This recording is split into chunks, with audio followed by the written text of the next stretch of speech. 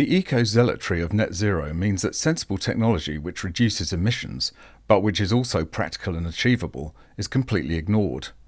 Hybrids are a far more sensible choice than pure battery EVs, but since they are not zero emissions, they are almost entirely disregarded by governments.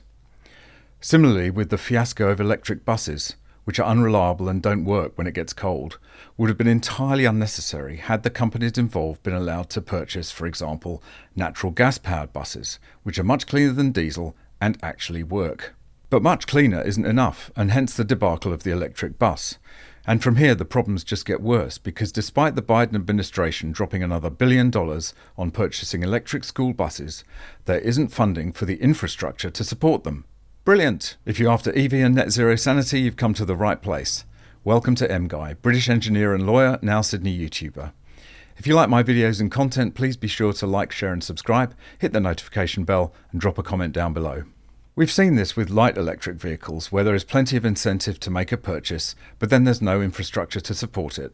And now we're seeing exactly the same scenario with electric school buses.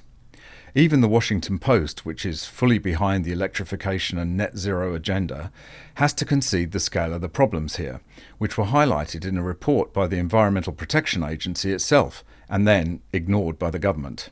A recent report by the EPA's internal watchdog found that while districts haven't had difficulty purchasing electric school buses, they have encountered problems charging them.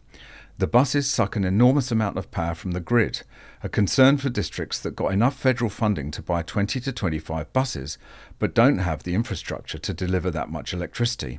Utility companies interviewed by the EPA's Inspector General said delays have resulted from a shortage of high-voltage transformers and the need to run additional power lines.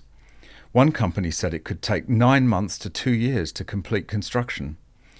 The increased demand on utility companies may impact the timeliness of replacing diesel buses, the EPA's Inspector General concluded, calling on school districts to coordinate better with their local power companies. Some rural school districts have also found that in areas where charging stations are scarce, the electric buses are unable to cover the long distances between schools and students' homes. In California, some districts in the state's rural northern reaches have kept their diesel buses running, while the new electric ones sit idle, according to a report by the Los Angeles Times. Everybody sees the bright, beautiful, shiny school bus, and that gets all of the attention. But it's the infrastructure that makes it work, said Kevin Matthews, head of electrification at the school transportation provider First Student, which received a conditional grant from the EPA for 375 electric buses. Before you even apply for electric school bus funding, you need to sit down with your utility and look at what the options are, Matthews said. And the infrastructure required for electric buses will be even more complex and expensive than that required for electric cars, with everything scaled up to account for the higher battery capacities required to power a vehicle the size of a bus. Plus the fact that electric buses are more expensive anyway, 3 times the price of a regular diesel bus.